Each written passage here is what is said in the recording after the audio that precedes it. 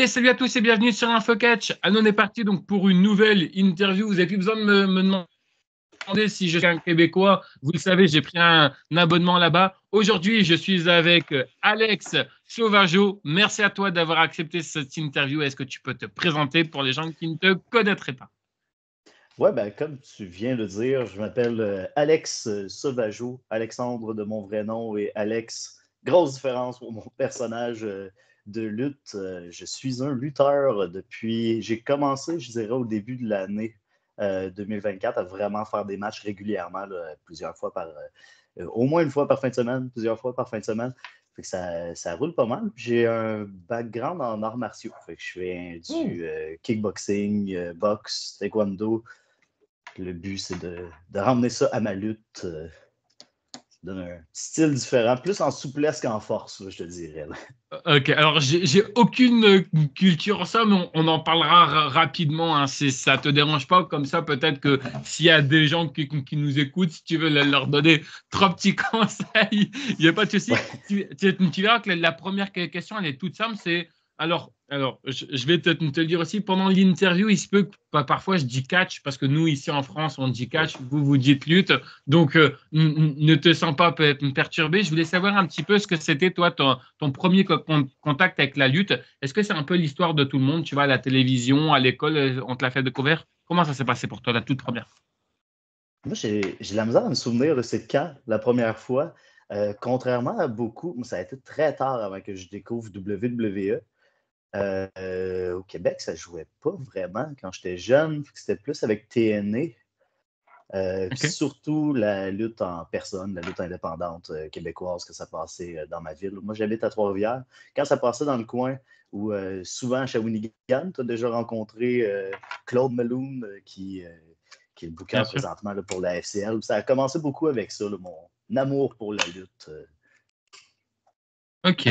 Je voulais savoir, parce que tu vois, beaucoup de monde a toujours, tu vois, référence WWE ou WWF, tout dépend de l'époque. Est-ce que toi, tu es au courant qu'il y avait du catch à côté de chez toi? Parce que je sais qu'en général, les gens ne sont pas au courant qu'il y a de la lutte à côté de chez soi. Est-ce que toi, tu étais au courant ou pas du tout? Ben, moi, c'est mon père. J'étais un enfant. Mon père voyait souvent dans des cafés. Il allait souvent dans des cafés, puis il y avait des affiches de lutte. Ok. C'est là qu'on voyait que, OK, il y a un spectacle de lutte. On allait voir ça. Là. Ça part toutes des petites publicités proches des toilettes du café. Là. Ok. Tu te rappelles un petit peu du premier match que tu as vu ou alors c'est beaucoup, beaucoup, beaucoup trop loin pour toi? Non, j'ai aucun souvenir de sa part de où. Quand j'étais jeune, il y avait beaucoup la FCL, mais je Ok. sais pas c'est quand la première fois, c'est quoi le début. J'étais un enfant qui voyait ça, qui était impressionné par Ok. n'importe quoi qui se passait, mais je pourrais pas dire précisément c'était qui, c'était quoi qu'il y avait dans le ring. Là. Un lutteur qui t'a peut-être marqué, peut-être? Un lutteur qui m'a marqué. Je sais pas, je te dirais que quand j'étais un enfant, j'avais pas conscience vraiment de ce Ok. qui se passait. C'est sûr que j'ai Ce qui est normal. commencé Hein. à découvrir ça plus avec les jeux vidéo de Oh, lutte, ok. jeux vidéo WWE. Je te dirais que des Undertaker, tout ça, quand j'étais un enfant, c'était personnage haut en couleur, mais ça part surtout plus du jeu vidéo que du lutteur en tant que tel. Là. Ok. Tu es d'accord avec moi pour dire que les jeux vidéo d'avant étaient mieux qu'aujourd'hui? Parce que j'ai l'impression que même moi, hein, je les ai, les touquets d'aujourd'hui. Je sais pas, alors peut-être que c'est moi qui est nul et qui n'a pas un bon niveau, mais je trouve que les jeux d'avant, tu vois, moi, sur PS2, par exemple, je me rappelle, je jouais sur PS2 je crois que c'était Raw contre SmackDown. Ouais. J'adorais, tu vois, je m'éclatais. Là, aujourd'hui, je trouve que c'est beaucoup plus compliqué. Je sais pas, je trouve qu'il faut minimum avoir un bac scientifique pour jouer à la console maintenant aujourd'hui. Il y a un jour qu'on a décidé de changer les éléments de gameplay. Puis à partir de ce moment-là, j'ai plus jamais compris ce qui se passait. Mais j'ai commencé à jouer au 2024 hier, mais, dans Oh, le mode MyGM. Ça, c'est ok. plus tranquille, du côté stratégie. J'ai eu. Le temps passe vite hein, quand on joue à ça. J'ai commencé à jouer, c'était 10 h le soir, 3 h le matin. Je me dis, OK, il faut que j'aille dormir. Ouais, ça passe vite quand Ok. on embarque Puis, là-dedans. puis c'est vrai que là, tu vois, enfin, je veux dire, je pense qu'on a à peu près le même âge et tout, mais c'est vrai que, tu vois, des fois, nous, on dit aux personnes, quand ils parlent un peu de leur truc, de leur génération, on leur dit, ah ouais, t'es vieux, mais nous, c'est vrai que quand on parle des trucs de quand on était jeune, on dit, ah oui, c'est vrai qu'on commence aussi également à vieillir. Je voulais savoir un petit peu, quand est-ce que ça a été pour toi le déclic où justement enfin, tu es le petit jeune qui découvre la lutte et ensuite après combien de temps toi ça t'a pris pour passer le cap donc pour devenir lutteur? J'ai Quand j'étais jeune, je m'étais toujours dit, ben, j'étais encore jeune, mais quand j'avais à peu près 10 ans, je me disais toujours que je veux faire de la lutte, je veux faire ça. J'étais trop jeune pour commencer les cours, puis il n'y avait rien vraiment dans le coin de chez moi. C'est quand j'ai eu mon permis de conduire à l'âge adulte que je me suis dit, OK, là, je peux le faire, j'ai plus besoin de demander à ma mère d'aller faire 1 heure et demie de route pour aller à une école de lutte. Fait que j'ai vu une annonce pour l'Académie NSPW sur un coup de tête. Je me suis dit, est-ce que j'y vais? Oui, c'est parti. C'est parti d'un coup de tête, mais qui est une envie depuis longtemps. Ok. Non, mais c'est vrai que c'est bien. Et tu dirais que ça t'a pris beaucoup de temps ou pas beaucoup? Peut-être, je sais pas moi, peut-être 1 an et demi, tu sais pas? Euh, Combien de temps pour quoi? Pour Pour justement commencer à ouais, lutter? ouais, ouais, non, non, pour te dire, voilà, officiellement, je veux vraiment me lancer. Parce que tu vois, en général, quand on est jeune, on se dit toujours, tu vois, par exemple, je veux devenir footballeur professionnel, je veux devenir ceci, je veux finir ça, cela. Puis après, soit parfois, on essaye de rentrer, puis on se rend compte que c'est beaucoup plus compliqué. Puis après, tu vois, avec le temps, on change beaucoup aussi d'avis. Toi, je voulais savoir vraiment le truc qui t'a dit, voilà, là, je veux vraiment me lancer dans la lutte. Je veux vraiment tout faire pour arriver vraiment bah, le plus loin où je peux aller, quoi. Ouais, le déclic s'est fait pendant la pandémie, que tout a arrêté longtemps pour tout le monde. OK, Ça fait remettre un petit peu en question de OK, on n'a rien fait pendant. Excuse-moi, c'est pas grave. Bonjour le chat. chat. On n'a rien fait pendant longtemps. Ça m'a un petit peu donné envie de recommencer à faire, de commencer à faire des choses que j'avais envie de faire depuis longtemps. La lutte vient beaucoup là-dedans. J'ai regardé beaucoup de vidéos. La passion a été rallumée par les vidéos de Sturi de la chaîne C'est ça le catch. Oh, je savais pas que Beaucoup avec tu connaissais. beaucoup avec ces vidéos-là que je me suis dit, c'est vrai que j'aimais ça. J'ai envie de. On avait mis ça de côté pour des arts martiaux, sport de combat, le MMA, UFC, tout ça. C'est là que la lutte est revenue. Puis quand les choses ont parti, je me suis dit, OK, on arrête d'attendre, on arrête de mettre ça demain, puis on part. Finalement, ça va bien On- pour l'instant. OK, on part pour découvrir ce que c'est la lutte. Donc justement, je voulais savoir quelle était la réaction de ta famille quand tu leur as annoncé que tu allais devenir lutteur. Est-ce qu'ils t'ont encouragé dedans? Est-ce que ça a été compliqué pour eux? Comment ça s'est passé? Oui, ils m'ont encouragé. OK. Mon père ne comprend pas pourquoi je fais autant de routes pour ça encore. Ma grand-mère refuse de regarder parce que on dirait que c'est pas tout à fait clair que c'est un spectacle. À chaque fois est en panique en disant mais ça n'a pas d'allure, ça n'a pas de bon sens de se mettre contre cette personne-là. Parce que je suis pas super grand, je suis pas super euh, musclé. Donc tout le monde est plus gros et grand que moi. Ma grand-mère, c'est catastrophe à chaque fois de voir à quel point je suis contre des monstres. Mais en général, tout le monde est positif, tout le monde est content que je fasse quelque chose que j'aime aussi. Donc, pas trop d'inquiétude. C'est sûr que quand il y a des petits bobos, des petites blessures, sont moins convaincus, mais ça fait partie de tout ça. Là. Tu dirais que tu as des parents protecteurs, ce qui est normal? Euh, oui, oui, mais ils me laissent faire ce que j'aime faire aussi, m'encourageant le plus possible dans tout ça. Là. Ok. Je voulais savoir, juste avant de rentrer un petit peu au niveau de, enfin, parce qu'on va reparler un petit peu des entraînements et tout. Tu me disais tout à l'heure dans ta présentation que tu as fait justement, enfin, d'autres sports d'arts martiaux avant la lutte. Et ça, c'est bien aussi parce que tu vois, ça permet aussi, tu vois, d'ouvrir les yeux et d'ouvrir l'esprit. Tu vois, tu vas pouvoir un petit peu comparer certaines choses et tu vas pouvoir aussi expliquer toi avec ton vécu et tout. Mais je voulais savoir si tu avais remarqué parfois euh, des ressemblances, des similitudes ou non avec les sports de combat que tu as fait, avec la lutte aujourd'hui. Qu'est-ce que tu as trouvé plus compliqué? Est-ce que c'est les sports de combat que tu as fait? Est-ce que c'est la lutte? C'est quoi un peu la différence que tu as remarqué? Ben, moi, le gros défi, présentement dans ma lutte, ben, je fais beaucoup de frappes, beaucoup de coups de pied. Le gros défi a été de passer de coups de pied de kickboxing, Muay Thai à la lutte, parce que j'avais toujours peur d'être dangereux. Ok. Ça paraissait beaucoup dans mes frappes que tout avait l'air super mou, super faible. Ça a été le temps d'adaptation de passer. La transition entre les deux a été un petit peu difficile au début. Là, j'ai fini par trouver comment y aller. Faire confiance aussi là-dedans.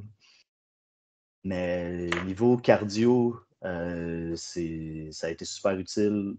La le background en arts martiaux. Juste la psychologie de c'est quoi être dans un vrai combat, comment ça fonctionne, pour le niveau de l'acting, de savoir c'est quoi être en face de quelqu'un qui veut te battre. C'est un, c'est un élément qui est bon à emmener dans la lutte pour apporter un petit côté vrai aussi, encore plus là, à tout ça. Là. Ok. Je voulais savoir, alors normalement, la question là, parfois je la pose, parfois je la pose pas, mais toi justement, comme tu viens des arts martiaux, je vais te la poser. Alors normalement, de base, je la pose beaucoup plus loin, mais je vais la poser maintenant, comme ça on sera tranquille. Je voulais savoir un petit peu, euh, toi qui vient des arts martiaux, qu'est-ce que tu réponds toi aux gens qui disent que le catch, ça c'est truqué, tu vois, qu'on se fait pas mal et tout. Toi qui justement a un regard également c'est un peu d'extérieur, qu'est-ce que tu réponds toi à tous ces gens-là? Ben, c'est rare que j'ai à faire face à ce genre de commentaires-là. On dirait que plus ça va, plus les gens comprennent comment ça fonctionne, mais la lutte, c'est un spectacle, c'est des mises en scène de combat, c'est une façon de passer une histoire, mais le côté cascade est vrai. Là. J'ai l'impression, j'ai beaucoup moins peur de faire des sparring de boxe, de prendre des coups depuis que j'ai fait de la lutte, parce que dans la lutte, tu n'as pas le choix de T'as pas le choix de prendre le coup, t'as pas le choix d'accueillir le coup. On dirait que c'est très différent, mais c'est. Je me perds un peu dans, Ouais, dans ce non, que mais j'essaie de dire, là. je comprends. Mais c'est pas la même chose parce que ben, le gagnant est prédéterminé. On Mm. le, on le sait, mais les cascades sont vraies, là. Les coups sont vrais. Je donne des coups de pied, c'est des vrais coups de pied. Ils sont faits à des endroits qui sont faits pour être sécuritaires, sont contrôlés, mais c'est des vrais coups de pied quand même. Ok. Non, mais c'est bien de dire ça parce que tu vois, il y en a qui sont un peu, parce que, alors peut-être pas du côté de chez toi où tu habites, mais je sais que moi, tu vois, par exemple, dans mon entourage, ça m'est déjà arrivé, tu vois, enfin, d'entendre beaucoup de choses et tout. Est-ce que tu sais que c'est faux et tout? Puis, tu vois, en fait, moi, ce que j'ai bien aimé, c'est quand ce type de personne, parce que moi, je sais que j'avais un membre de ma famille, pareil, hein, tu vois, enfin, il aimait pas trop ça et tout. Puis j'ai pu avoir l'occasion de l'emmener sur un gala de catch parce qu'un jour, il m'a dit, tiens, tu sais quoi, j'en ai marre qu'on s'embrouille, entre guillemets, par rapport à ça. Je vais venir à un gala de catch et je vais juger moi-même. Quand il a vu que les lutteurs, quand ils font leur entrée, qu'ils ont le corps, alors peut-être certes avec de l'huile ou non, mais je veux dire qu'ils n'ont pas de traces et qu'ils ressortent et puis que déjà il entend les hématomes qui voient qui sont tout rouges et tout, c'est ce que j'ai dit. Hein. J'ai dit, il y a personne, là, tu as bien vu de tes propres yeux, il n'y a personne qui a fait un cut et puis qui a été les maquiller, tu vois, parce que je sais que beaucoup de monde, hein, tu vois, pense aussi que vous avez aussi du maquillage ou autre, tu vois, et ça aussi, ça m'a fait extrêmement plaisir. Du coup, ça y est, on met ça de côté, on revient au niveau de la lutte. Je voulais savoir un petit peu, déjà, quand tu arrives dans un endroit où tu ne connais pas, je veux savoir si, déjà, dans un premier temps, ça a été bien accueilli, parce que c'est important d'arriver dans un endroit, certes, qu'on ne connaît pas, mais on doit bien se sentir. Est-ce que tu as été bien accueilli? Oui, pour vrai, on peut penser que la lutte, c'est un milieu qui est super fermé, mais en réalité, pas tant que ça. Tout le monde est accueillant. Il y a beaucoup, oui, il y a des athlètes, mais il y a aussi beaucoup d'artistes, beaucoup de nerds dans le milieu de la lutte. Énormément de monde artistique, fait que je me sentais à ma place aussi. Oui, je viens des sports de combat, mais je fais de la musique, je fais du théâtre, je fais plein de choses. Donc, je m'identifie plus comme un artiste qu'un athlète. Je retrouve un petit peu ma gang au travers dans la lutte, là. Ok. Je voulais savoir, alors, encore une fois, on revient au niveau de tes sports de combat, mais c'est normal, c'est parce qu'en général, il y en a qui en font, il y en a qui en font pas, mais est-ce que ça a été compliqué pour toi, par exemple, de te prendre, je sais pas moi, peut-être pas des coups, mais je veux dire, genre des chutes? Est-ce que courir dans les cordes, c'était compliqué? Je sais pas si tu avais déjà fait ça pratiquement avec tes autres sports de combat, mais est-ce que tu as remarqué des choses qui étaient compliquées à faire? Euh, ben, c'est pas du tout la même chose. Si tu fais du kickboxing, t'as pas besoin de courir dans des cordes. Ok, Euh, les, j'ai fait un petit peu de judo, mais c'est pas les mêmes chutes, c'est pas la même chose. Les premières chutes que j'ai prises, euh, on a mal dans le dos, là. On est raqué le lendemain matin. Je te dirais qu'aujourd'hui, je sais pas si mon corps s'est habitué ou quoi, là, mais à force de lutter à toutes les fins de semaine, ça, ça va mieux que ça allait au début des cours. C'était c'était difficile. ok. Euh, qu'est-ce qui t'a fait justement rester dans la lutte, toi qui viens des sports de combat? Parce que tu vois, en général, comme je dis, tu fais un petit test, tu te dis, bah voilà, on va peut-être tester, on va voir si c'est fait pour moi ou non. Qu'est-ce qui justement t'a fait rester dans la lutte? Ben, je partais pas dans l'idée de je vais tester, je vais voir si j'aime ça. Je partais dans l'idée de je vais être lutteur, je vais au moins faire Ok. une bonne run en tant que lutteur, puis ça prendra le temps que ça va prendre, mais je vais lutter. En partant avec cette idée-là, je voulais le faire. C'était clair dans ma tête que je voulais le faire. Il n'y avait pas question de repousser chaque. Il y a eu des passes que je me disais, ah, ok, c'est difficile, mais ça, ça a fini par aller pour l'instant. Tout se passe bien. Si je me trompe pas, je crois, j'ai peur de dire une énorme connerie, mais je crois qu'il y en a un enfin, qui vient de la France, justement, et qui est enfin, exactement, peut-être avec toi, peut-être que tu le connais, c'est John Riverson. Est-ce que ça te dit quelque chose ou pas du tout? Je connais de nom. Ouais. Je ne sais pas exactement qui c'est, Ok. Non, mais mais je parce connais que de nom. ok, d'accord. Non, parce que je pensais qu'il était avec toi dans le même endroit où tu étais. Mais non, non, c'était juste pour savoir si tu avais pu discuter un petit peu avec lui. Euh, on va parler un petit peu de ton personnage que tu incarnes. Comment tout a commencé pour toi? Comment est-ce que ça a été compliqué de trouver des inspirations? Bref, raconte-nous. C'est sûr que le côté Karate Kid vient comme automatiquement de base avec les coups de pied et tout ça. Mais il y a une grosse différence entre mon personnage de gentil, mon personnage de méchant. Euh, Moi, de mon travail, je suis un acteur dans un jeu d'évasion qui joue différents types de personnages et un des personnages qui est un psychopathe très vocal, crie énormément. Puis j'ai commencé à travailler là en me disant, ça va être bon pour quand je vais vouloir faire de la lutte, parce que je savais déjà que je voulais faire ça. Puis beaucoup d'aspects de mon personnage en tant que méchant vient de ce que je fais au travail. En fait, c'est devenu un peu ma safe zone en tant qu'acting, fait que vraiment surjouer beaucoup des grandes expressions faciales, crier fort, parler énormément. C'est Je suis petit, je suis un petit lutteur. J'aime jouer un méchant, mais je ne peux pas être un méchant. Je suis fort, je suis imposant, ayez peur de moi. Fait que je suis vraiment un enfant roi, un enfant gâté, extrêmement détestable, qui parle sans arrêt. J'ai beaucoup de plaisir à faire ça. Puis au niveau du personnage en tant que gentil, je suis encore un peu en train d'essayer de me chercher pour avoir autant de couleurs qu'en méchant, mais être transféré en tant que bon gars. Mais je, encore en recherche de ma personnalité à ce niveau-là. Est-ce que tu as une préférence particulière entre Heal ou Face ou les deux te correspondent?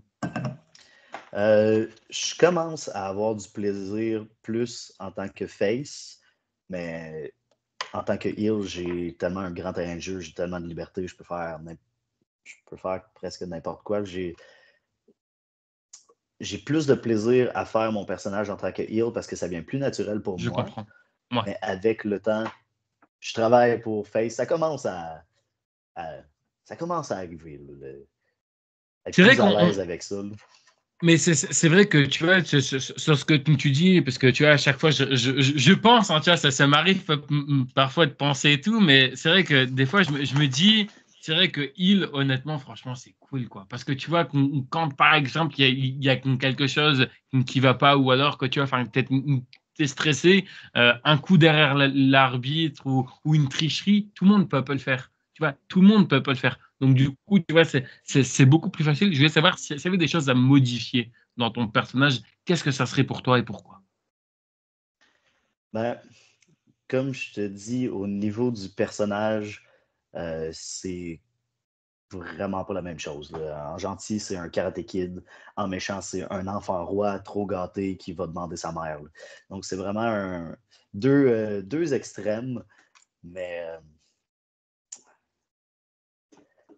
c'est pas du tout c'est pas du tout le même personnage. C'est ça, j'essaie de travailler pour trouver un équilibre un petit peu entre les deux, emmener les éléments de mon côté heal dans le côté face, être capable de parler autant que je parle en tant que heal, mais tout en étant Ok. gentil.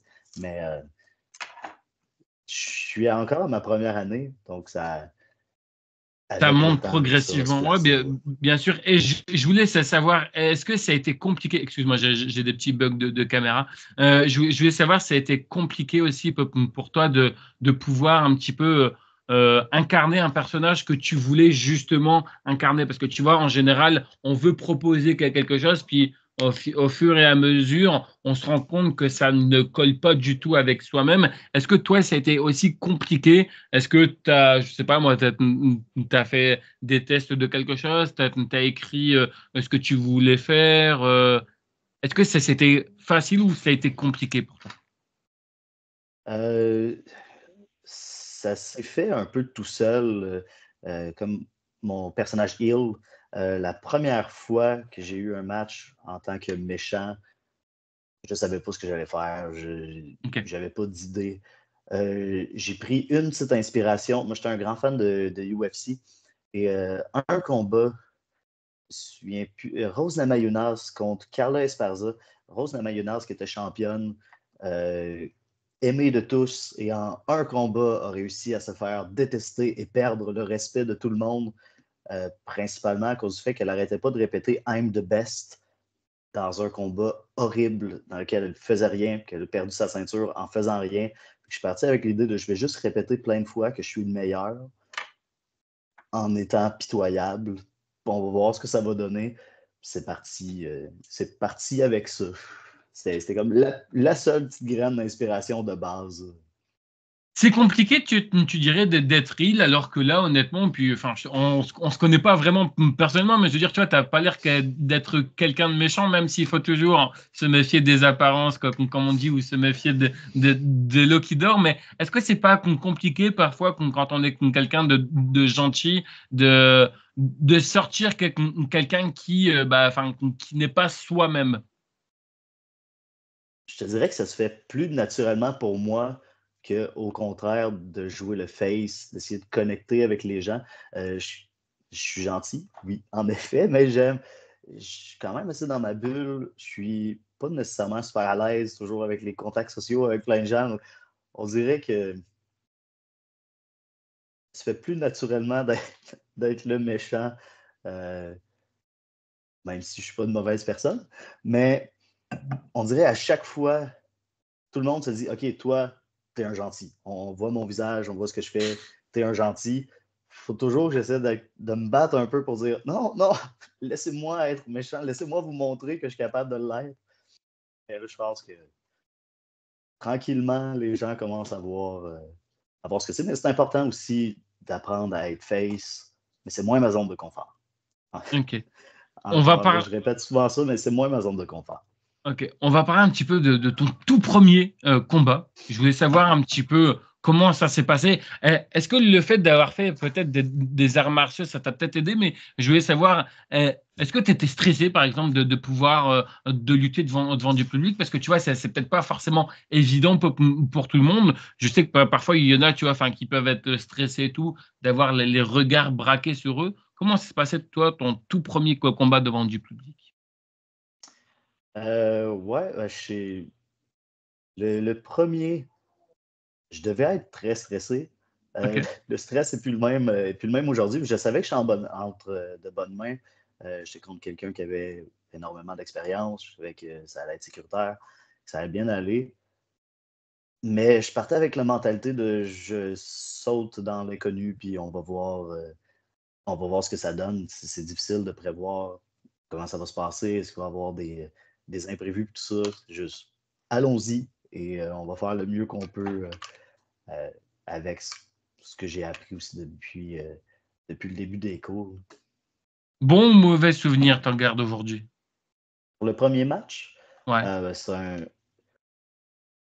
je suis quelqu'un qui a beaucoup entrepris plein de projets, beaucoup avoir d'idées sans nécessairement se rendre à la destination prévue. Donc, juste avoir fait l'étape de j'ai fait mon premier match, c'était un très gros pas. Donc, c'est sûr que c'est un bon souvenir. Ça a bien été aussi. C'est un premier match. C'est pas mon meilleur, Ouais. mais ça s'est bien passé quand même.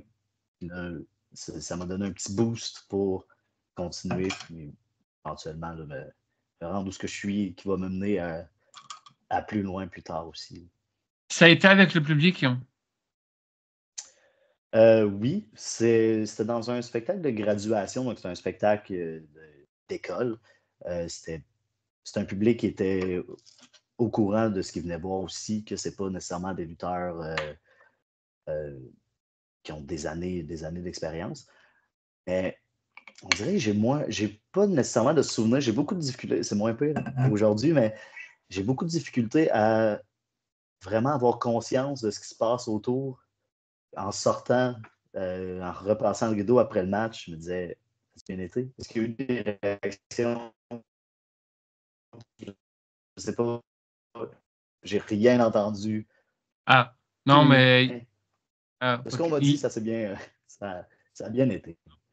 OK. Et alors, il y a des petits problèmes de connexion. Je sais pas si c'est de mon côté ou de ton côté, mais en tout cas, j'en suis désolé, c'est pas grave, hein. C'est un peu les aléas du direct. Non, non, mais je te le dis, en tout cas, il y a des petits problèmes de connexion, mais c'est pas grave.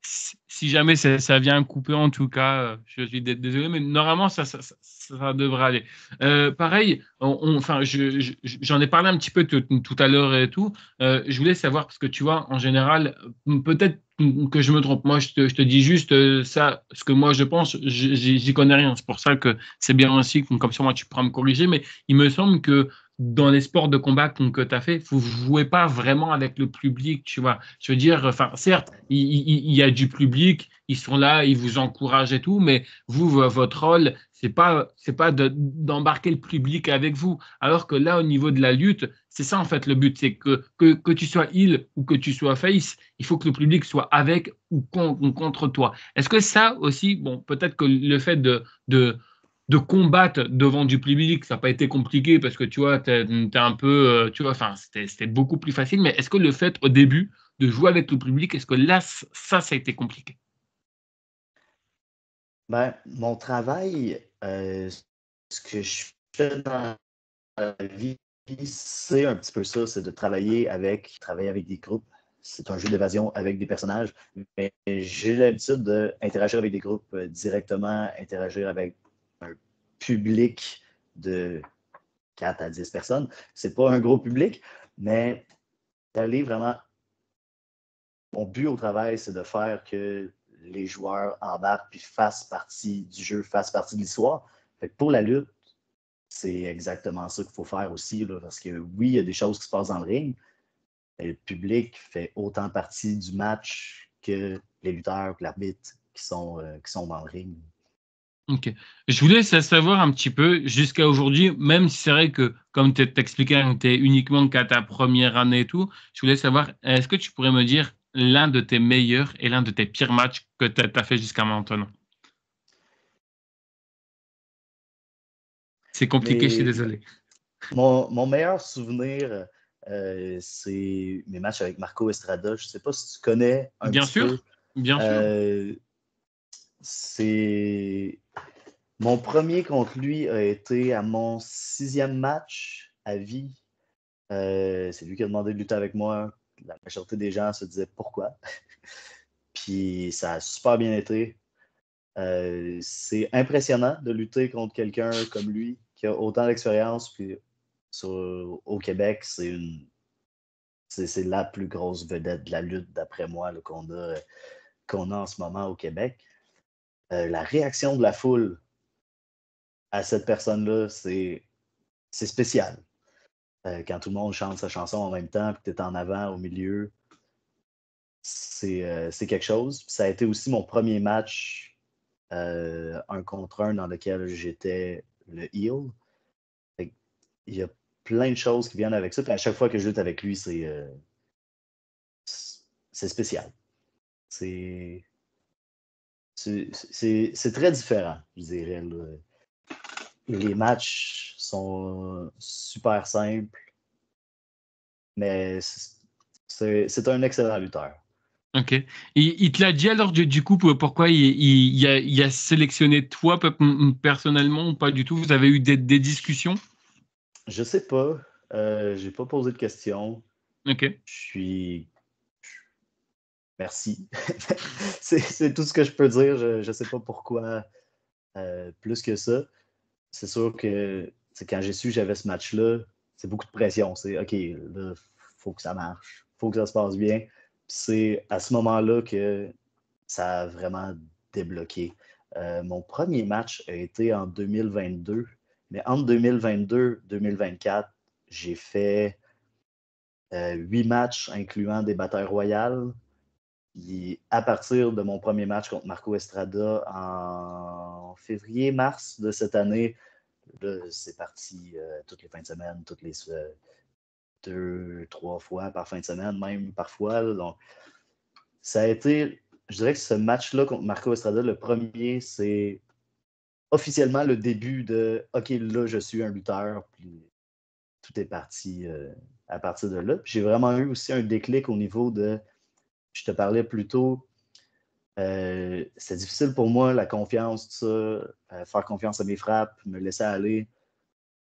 C'est dans ce match-là, pendant le match, qu'il y a vraiment eu un déclic, un gros boost de confiance qui suit encore, là, encore aujourd'hui. Ok. Et au niveau de tes pires matchs, hein, tu t'en as? Mes pires matchs, je sais pas mes pires matchs. C'est compliqué c'est vrai que c'est compliqué parce que tu vois, en général, alors je sais que vous êtes un peu différent par rapport à ça. J'essaye de t'aider un petit peu parce que je sais qu'il y en a qui aiment bien, par exemple, de prendre leur premier match de référence. Il y en a, ils se disent non, non, pas du tout. Au contraire, c'est normal que je prends pas mon premier. Après, tu vois, ça peut être différentes choses. Ça peut être toi, par exemple, tu vois, qui n'étais pas bien ce jour-là. Ça peut être, je sais pas, enfin, il peut y avoir pas mal de circonstances pour qu'un match soit mauvais. Ben, il y en a un qui m'est venu en tête pendant que tu parlais. C'est pas mon pire match. Ça a bien été, mais c'est un match dans lequel moi contre Zach Patterson, le match a bien été, mais aussitôt que j'ai passé le rideau, directement quand j'ai passé le rideau, j'ai tout oublié. J'ai absolument tout oublié ce qui était censé se passer. Je rentre, OK, combattant, je vais le voir, je ne me souviens plus de rien. J'ai tout oublié. On est allé en improvisation, certains moments clés qui me revenaient au fur et à mesure, mais il se passait beaucoup de choses dans ma tête à ce moment-là. C'est un petit peu une période où je me disais, OK, je vais voir si j'aime ça, est-ce que comment ça va. Je venais de me disloquer l'épaule pour la première fois. Il s'est passé beaucoup de choses. Le moral a eu une grosse chute aussi avec la blessure. Parce que là, on se rend compte, OK, il y a des risques pour vrai. Puis c'est difficile de bouger mon bras. Le match a bien sorti, mais pour moi, je ne suis pas satisfait de ma performance parce que j'ai absolument tout oublié. C'est un petit peu gestion de panique. Pour le spectateur, c'est pas mon pire match. Pour moi, je dirais que c'est ma pire performance, même si à ce jour, c'est encore une des plus grosses réactions que j'ai eues en tant que babyface. Même si j'ai tout oublié. Le match était bon. Ouais. Vas-y, excuse-moi. Non, tu disais, ouais, le match était bon? Oui, le match était bon. On a eu des grosses réactions. Mais de mon côté, je me tapais sa tête un peu. Je me disais, j'ai tout oublié. C'est difficile d'être satisfait de ça, mais le match n'était pas mauvais. Ok. Ici, j'aime bien un petit peu, tu vois, m'adresser à tout le monde. Tu vois, je m'adresse pas à des gens vraiment en particulier. Je m'adresse un peu, tu vois, à des gens qui sont là depuis très longtemps, des gens qui viennent de débuter, justement, des gens aussi qui veulent se lancer. Et ça aussi, c'est intéressant. Si tu pourrais un petit peu plus développer, ça te dérange pas? Pour des gens qui, justement, tu vois, veulent se lancer, qui ont un petit peu de la pression, je voulais savoir un peu comment ça se fait, tu dirais, que tu as oublié comme ça. C'est quoi? C'est un manque de confiance en toi? C'est un manque de concentration? Qu'est-ce qui fait qu'un lutteur jeune, bon après c'est normal, hein, tu étais jeune, tu débutais tout, mais qu'est-ce qui fait qu'on oublie un petit peu? Comme je te parlais, ma blessure me jouait beaucoup dans la tête. Mon moral en général, c'était plus difficile. Ça a été un gros creux après ma première blessure de lutte. Je pense que c'est plein de choses qui ont joué en même temps. Aussi, un match qui était quand même compliqué sur papier, avec beaucoup de séquences qui commençaient pareil, mais qui ne terminaient pas nécessairement de la même façon. C'est un cumulatif de plein de choses, de stress. Je suis très anxieux dans la vie en général, donc c'est tout ça qui m'a rattrapé en même temps. En passant le rideau, tout est disparu. Mais c'est la seule fois que c'est arrivé quelque chose comme ça. Les quelques matchs par la suite, ça m'a pris un petit temps pour revenir, parce que ça a donné un gros coup sur ma confiance quand même. Mais c'est revenu, ça va bien. Je suis content pour vrai quand même de l'expérience de OK, j'ai tout oublié, qu'est-ce qu'on fait? On y va. Puis il y avait un gros côté plus de je me laisse aller, puis je vois comment je sens que ça va, peut-être plus à l'écoute aussi du public, moins dans ma tête de devoir me répéter les choses. Donc c'était un très bon apprentissage quand même si sur le moment, c'était la panique. Ok, ouais, non, mais après, bah, je me doute parce que tu vois, souvent on veut super bien faire les choses. Puis après, tu vois, on se rend compte, on se dit, ah ouais, merde, putain, fais chier. J'ai pas... Mais après, tu vois, je trouve, surtout, arrête-moi si j'ai une connerie, mais c'est vrai que, tu vois, j'ai l'impression que aussi, parfois, euh, des histoires un petit peu personnelles peut un peu, tu vois, nous perturber. T'expliquer de la blessure au niveau de ton bras, peut-être que tu avais, et si tu veux pas rentrer dans les détails, je comprendrai, mais peut-être que tu avais aussi des problèmes personnels à ce moment-là ou non, mais c'est vrai que, tu vois, c'est vrai que c'est compliqué, honnêtement, d'arriver, tu vois, nu complètement dans la tête et d'oublier, et d'être concentré quand il y a certaines choses qui nous tapent dans la tête. Je voulais également aussi savoir, est-ce que tu as des rituels, toi, ou est-ce que tu as appris des rituels quand, par exemple, tu vois, avant de monter sur un ring, je sais qu'il y en a qui ont des rituels particuliers. Il y en a qui aiment bien boire de l'eau, il y en a qui aiment bien écouter leur musique favori. Bref, il y en a qui ont même aussi des porte-bonheur, il y en a qui portent des caleçons, des chaussettes porte-bonheur.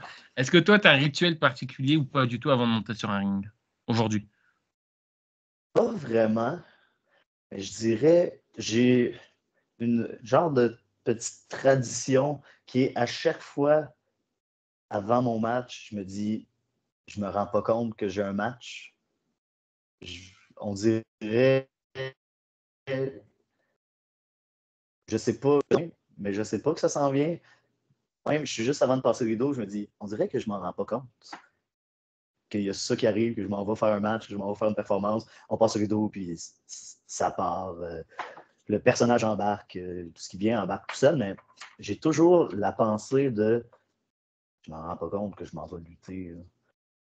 Il n'y a pas particulièrement de stress autre que le stress parce que je suis pas vraiment stressé, même si dans la vie en général, je suis extrêmement anxieux. Je vais à l'épicerie, je stresse. Là, quand c'est le temps de faire un match, on dirait que le personnage embarque, ça prend le dessus. Focus est sur le match et moins les problèmes qu'il y a alentour. On dirait que c'est vraiment ça peut faire drôle à dire, mais c'est mon moment de calme, de pause, de tout ce qu'il y a alentour. On se concentre juste sur ça. Plus de téléphone, plus de rien qu'il y a alentour. Focus est sur le match. C'est quoi, tu dirais que parfois tu as t'as des manques de confiance en toi? Tout le temps. Toujours dans la vie. Euh, dans la lutte, on dirait que c'est autre chose. Je pense que je me cache beaucoup en arrière du personnage. Ok. Mais je ne sais pas si j'ai confiance dans la lutte, mais je suis confortable. Fait que ça compense. Ok. Si tu me permets, et encore une fois, d'aller sur ce terrain-là, après, si tu veux, qu'on n'y va pas, parce que peut-être que c'est douloureux, ou peut-être pas d'ailleurs, mais je voulais savoir, parce qu'en général, quand on se met dans plusieurs sports de combat comme ça, c'est pour des raisons ou non particulières. Est-ce que tu dirais que tu as eu peut-être un peu une enfance à l'école ou quoi un peu compliquée? Parce que je sais que en général, quand on n'a pas confiance en soi, ça vient en général de quelque chose. Je ne suis pas psychologue, mais je sais que moi, personnellement, je sais que parfois, il y a des moments où j'ai eu pas confiance en moi. Et c'est vrai qu'il y a beaucoup de monde ici, pareil, ils ont eu un peu ce problème-là. Et en fait, en creusant un petit peu plus, tu te rends compte qu'ils ont eu des soucis un petit peu, tu vois, à l'école, des moqueries et tout. Est-ce que toi, c'est aussi un peu aussi pour ça que tu t'es lancé dans les sports de combat, pour peut-être évacuer un peu toute la haine que tu as pu avoir étant plus jeune? C'était pas nécessairement pour évacuer la haine, parce que j'ai Ok, jamais été vraiment agressif. Mais oui, ça a été ma façon là, de me sortir de ça à l'école. Ça n'a pas été facile. ok. Je me doutais. Ouais. Ça n'a pas été facile à l'école. Ça a été une grosse période difficile. J'ai eu un moment où j'ai brisé. Là. J'ai passé de très social, côté leader, tout ça, à OK, ça ne fonctionne plus. Énormément d'anxiété sociale. J'allais à l'école. J'avais trop peur de juste être là, donc j'ai arrêté l'école secondaire en cours de route pour finir ça plus tard. Mais il y a eu comme 2 ans où je faisais plus rien, à part aller au cours de boxe. J'y vivais de nuit.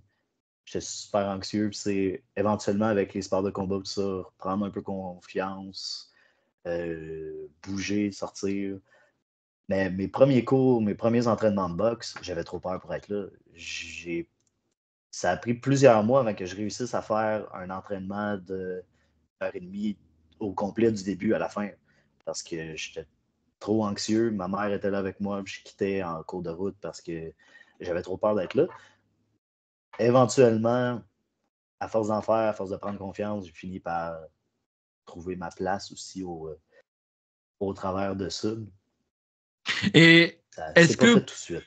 ouais, est-ce que tu dirais que, par exemple, tu vois, parce que tu as expliqué que c'était compliqué pour toi les sports de combat, c'est quoi? C'est parce que ta maman ou tes parents, ils étaient trop avec toi, ils avaient du mal un petit peu. Parce que moi, je sais que c'est comme ça, par exemple, tu vois, avec ma mère, elle a du mal à me laisser parfois, tu vois, enfin, un peu aller de l'avant. C'est normal, après, tu vois, on est toujours le bébé maman, mais c'est quoi? C'est parce que tu avais des parents un petit peu qui étaient trop sur toi?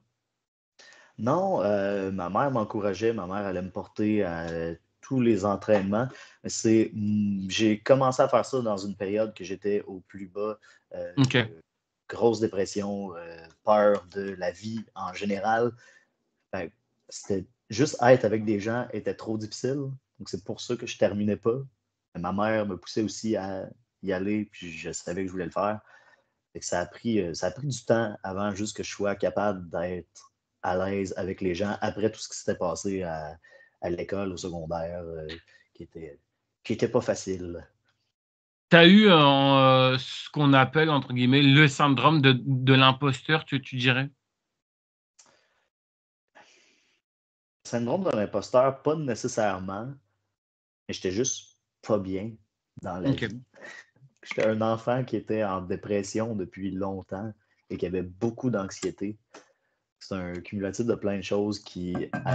J'étais pas bien avec moi-même, donc c'est difficile d'être bien avec des gens. On n'est pas obligé de continuer là-dessus, mais est-ce que tu as pu, par exemple, je sais pas moi, aller voir des psychologues et pour savoir un peu d'où venait ce problème ou pas du tout? Tu as pu en discuter avec des professionnels pour savoir comment ça se fait? Parce que tu vois, c'est pas normal. Enfin, après, je sais pas, hein, je me pose juste une question, mais c'est pas normal qu'un enfant comme ça a des peurs comme ça. Tu as pu essayer d'un petit peu enquêter un peu sur toi?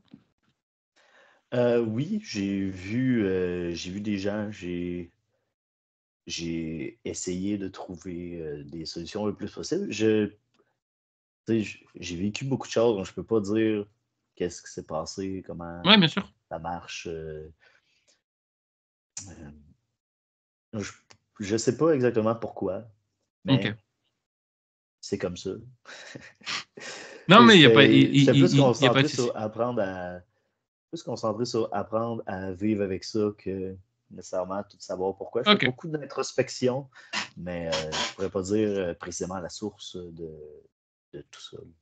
L'important, c'est qu'aujourd'hui, tu te sens bon. On va mettre ça de côté parce que je te sens pas très à l'aise. Non, non, mais il faut être honnête et tout. Je voulais savoir, enfin, je voulais revenir en tant que lutteur. Est-ce que à tes débuts, c'était également si un peu compliqué? Quand je te parle de compliqué, c'est que ce que je remarque parfois, tu vois, avec les fans. Alors moi, enfin, je te parle de comment moi j'ai vécu les choses. Peut-être que toi, c'est complètement différent, mais j'ai toujours remarqué que quand tu avais des gens qui viennent de débuter, que c'est leur premier ou leur deuxième ou troisième match, parfois j'ai l'impression que, tu vois, à la fin, quand on va faire des photos, quand on va signer des autographes, j'ai l'impression que ces gens-là, on va très peu vers eux, on les met, tu vois, un peu de côté, comme si, tu vois, enfin, qu'ils n'ont pas existé lors de la soirée. Et je trouve que, tu vois, parfois ça, tout dépend de la personne, hein, si elle est costaud ou non, mais parfois ça, je trouve que ça peut, tu vois, mettre une barrière où tu vas se remettre un peu en question.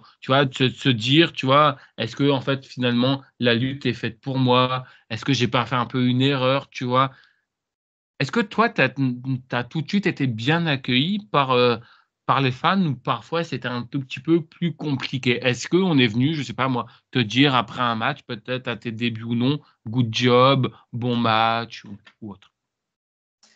Oui, j'ai eu beaucoup de commentaires du genre j'avais vraiment envie de te casser la gueule. Ça, c'est un bon commentaire. C'est quelque chose qui me fait beaucoup plaisir quand les gens disent qu'ils avaient vraiment envie de me frapper et de me voir me faire frapper. C'est signe que que je fais bien mon travail. Mais je pense que dans ce genre de choses-là, moi, personnellement, je suis moins à l'aise. J'aime ça, interagir avec les fans, ça, mais je suis moins à l'aise. Donc, je suis encore un petit peu dans la période de prendre confiance un peu là-dedans, d'aller interagir avec les fans ça, après les spectacles. OK et en plus, tu vois, ça, c'est bien ça parce que ça veut dire que si, admettons, ils t'ont dit ça, ça veut dire que c'était «il» à ce moment-là, ça veut dire que tu as bien fait ton boulot. Donc d'une part, tu non, non, mais c'est vrai, parce que tu vois, c'est admettons que, tu hues pas un «il» ou autre, c'est qu'il y a un véritable problème. Non, mais c'est vrai, c'est qu'il faut se remettre en question et pareil, je voulais également aussi savoir un peu le retour que tu avais de tes collègues lutteurs. Parce que c'est eux aussi qui sont également importants. Alors, ils sont moins importants, selon moi, que le public, hein, parce que le public, pour moi, c'est toujours lui qui a et qui aura le dernier mot. Mais c'est quoi un peu le retour de tes collègues? Est-ce que c'était des retours encourageants? Est-ce que parfois, par exemple, on n'est pas là pour citer de nom, ça t'est arrivé, mais est-ce que, par exemple, des fois, il y en avait qui s'en foutaient, qui ne voulaient pas te donner leur avis. Parce que tu vois, des fois, ça aussi, ça existe. Hein. Moi, j'ai connu des gens qui justement faisaient tout pour descendre les jeunes parce qu'ils étaient beaucoup plus talentueux, beaucoup plus dangereux que eux et qui pouvaient un jour ou l'autre lui piquer leur place, quoi. Ben, c'est le genre de choses qui peuvent arriver. Moi, j'arrive avec beaucoup de. Je suis très humble et beaucoup d'humilité. J'arrive pas avec la grosse tête en me disant haha, je vais prendre votre Ouais, place. bien sûr. Euh, donc, j'ai pas vraiment. Je pense pas avoir de problème comme ça. Tout le monde autour sont super sympathiques, sont encourageants. C'est sûr que des gens avec qui on clique plus que d'autres. Ça, c'est tout à fait normal, mais j'ai pas de. J'ai j'ai pas eu de commentaires vraiment de personnes de façon négative ou quoi que ce soit. S'il y a quelque chose, c'est des commentaires super constructifs pour m'aider à m'améliorer aussi, là. Comment tu décrirais un petit peu l'image de la lutte, toi, au Québec? Parce que moi, c'est vrai que, moi, je peux que me référencer avec ce que je vois ici en France. C'est vrai que parfois, je vous pose un petit peu des questions et vous avez un peu des avis différents. Mais comment tu jugerais le regard de la lutte? Est-ce que c'est pris au sérieux? Est-ce que, comme on parlait un petit peu tout à l'heure, tu vois, le truc organisé, pas organisé, fake, pas fake, bref, c'est quoi un peu l'image de la lutte? Je pense que la lutte va vraiment bien au Québec en ce moment. Il y a des belles foules, les gens ont du plaisir, mais je pense que la lutte, c'est encore quelque chose quand même qui gagne à être découvert. Il y a beaucoup de gens qui connaissent pas nécessairement ça, qui comprennent pas nécessairement ce que c'est, mais euh, à chaque fois que des gens arrivent voir un spectacle de lutte pour la première fois, si on emmène de la famille ou quoi que ce soit, c'est des gens qui souvent vont revenir parce qu'ils tombent en amour avec la lutte. Donc, beaucoup de gens ne connaissent pas tout à fait ça. Mais je pense que si quelqu'un prend le temps, quelqu'un qui a moins d'intérêt prend le temps d'aller voir un spectacle, il y a des bonnes chances que cette personne-là décide de retourner en voir par la suite. Moi, personnellement, je n'entends pas vraiment de commentaires négatifs au sujet de la lutte. S'il y a des choses comme ça, c'est surtout des gens qui connaissent moins comment ça se passe. C'est sûr que le classique, est-ce que tu sais que c'est fake? Oui. Euh, genre, je sais que c'est pas des vrais combats, là. Je sais que Luther s'est pas fait enterrer vivant pour vrai dans du béton, là. On sait que c'est un spectacle. C'est un peu comme quand tu vas Mais voir un tour de magie ou enfin un spectacle de magie ou quand, par exemple tu vas voir, je sais pas moi, un film, tu sais très bien que les personnes qui sont mortes, elles sont pas mortes réellement parce que tu imagines, il y a plus personne qui voudrait faire un film alors hein, du coup. Mais c'est ça, je trouve, c'est difficile à expliquer à quelqu'un qui ne connaît pas ça, c'est quoi. Le meilleur Ouais. conseil que je peux donner, c'est aller en voir. Au Québec, il y en a à toutes les fins de semaine des Oui, spectacles dans différentes villes, différents endroits. Euh, il y a moyen de voir de la lutte proche de chez soi aussi. Puis c'est très différent d'en voir ouais. en vrai que d'en voir à la télé. C'est pas la même chose. Bien sûr, et justement, tu vois, regarde, tu m'as volé ma question, c'est pas bien. Je voulais, non, non, c'est pas grave. Je voulais savoir également aussi, c'était quoi la différence, tu vois, entre toi étant plus jeune, ce que tu voyais à la télé, et aujourd'hui le fait de le voir. C'est quoi? C'est beaucoup plus intense, c'est beaucoup plus impressionnant, en vrai, qu'à la télé?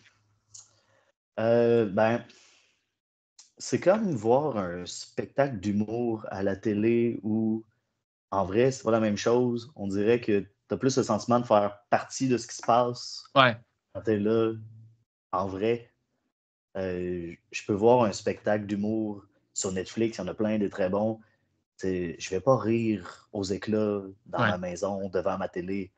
Mais en personne, on dirait qu'il y a une énergie différente. Puis C'est c'est le un peu la contexte, même chose pour la lutte aussi. le contexte. Ok.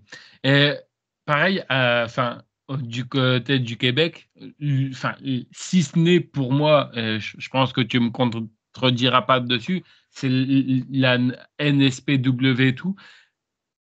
T'es content, toi, d'avoir un peu une école comme ça, enfin, je dis une école, il y a aussi une école, mais sinon la NSPW et tout, il y a beaucoup de talent et tout, mais avoir un truc qui est quand même capable de remplir quand même, d'avoir beaucoup de public et tout, c'est pas donné parce que, tu vois, nous ici, qu'on a 300 ou 400 personnes, c'est déjà tu vois, un gros miracle. Là, je sais que parfois, il y a beaucoup de monde qui m'ont dit des fois, vous pouvez monter jusqu'à 3000 personnes. Si je dis pas de conneries, 3000 personnes, c'est énorme. Non, mais c'est pas méchant, mais c'est vrai que c'est énorme pour une structure qui n'est pas malheureusement, et ça, c'est aussi tout un débat, mais qui n'est pas reconnue, tu vois. Enfin, malheureusement, vous pouvez pas vivre de la lutte, et ça, c'est bien dommage, mais c'est quand même incroyable. Est-ce que toi, ça t'a surpris que au tout début, qu'on pouvait accueillir autant de monde, qu'il y avait autant de monde qui était fan de lutte également? Ben, oui et non. Je peux pas dire que j'ai été surpris. C'est sûr, moi, des foules de 3000 personnes, je pense pas en avoir fait. Ok. Si c'est dans les gros événements de NSPW là, qui peut avoir des choses comme ça. Euh, j'ai déjà fait des grandes foules, mais on dirait que je porte pas attention à ça vraiment. J'interagis avec le public, je regarde le public, mais on dirait que mon cerveau Et prend pas. déconnecté? Je me rends pas nécessairement compte. Je regarde vers le public, je vais chercher une connexion avec la foule beaucoup. Mais une foule de 30 personnes versus une foule de 1000 personnes, je me rends pas vraiment compte de la différence quand je suis dedans. En vrai, juste concentré sur faire mes choses. On n'interagit pas avec la foule de la même façon, mais je vais vraiment sur le pilote automatique. Ça se passe comme ça, mais avoir une foule de 50 personnes ou une foule de 500, 1000 personnes, il n'y a pas une si grosse différence que ça pour moi dans ma façon de le vivre ou dans ma préparation non plus. Je voulais savoir, est-ce que tous les jours de gala, hein, je parle pas les jours de la semaine, mais par exemple, genre, est-ce que tous les samedis ou tous les dimanches, enfin bref, tous les jours de gala, est-ce que tout se ressemble pour toi personnellement ou parfois il y a des différences? C'est jamais exactement la même chose. Tout dépendant, des fois il y a des salles différentes. Ou là, présentement, je suis très souvent à la AWE à Chicoutimi. Donc, ça, j'ai Ok. une grande route à faire en partant de chez moi. J'ai environ 3h30, 4 heures Ah ouais, à quand aller. même. Même Ah chose putain, pour revenir. Fait que putain, t'es courageux, toi. Ouais, des fois avec la neige, puis ça, je te dirais que dans les dernières semaines, je suis presque plus stressé pour la route. Je sens que la route se termine que le match en tant que tel. Mais les jours de spectacle changent, mais ma façon de le gérer reste toujours quand même similaire. Il n'y a pas nécessairement de si grosse différence que ça. Moi, c'est mon Ok. activité de fin de semaine. Je m'en vais faire un spectacle, je m'en vais voir des gens que j'aime. Si c'est pas indiscret, qu'est-ce que tu fais comme métier en dehors de la lutte? Pourquoi je te demande ça? C'est pour savoir comment réagit ton patron et d'ailleurs comment ça se passe. Est-ce que ton employé ou tes collègues sont au courant que tu fais de la lutte? Parce que c'était pas là lundi matin. Ouais, ben, j'en ai parlé un peu tantôt, je suis un acteur dans un jeu d'évasion. C'est ça mon Ok. travail, c'est comme ça que je Ah, gagne ma vie en ce moment. ok. Ça consiste en Euh, quoi exactement? connais le concept de jeu d'évasion. Oui, bien sûr. Euh, donc, nous, la particularité, c'est qu'il y a un personnage qui est là du début à la fin, donc on est plus concentré sur embarquer les joueurs dans une histoire dans laquelle ils doivent réussir la tâche du scénario, mais Ah, c'est ok, jouer ouais. différents personnages Un peu et comme faire que. un escape game, c'est ça? Un peu C'est un comme un escape escape. game, c'est Ok, c'est exactement la même chose. ok, ouais, ça marche. Mais la particularité, il n'y en a pas tant que ça au Québec qui interagit comme ça, mais il y a un personnage dans le jeu D'accord. qui s'adapte à comment les joueurs réagissent, des fois, les joueurs vont.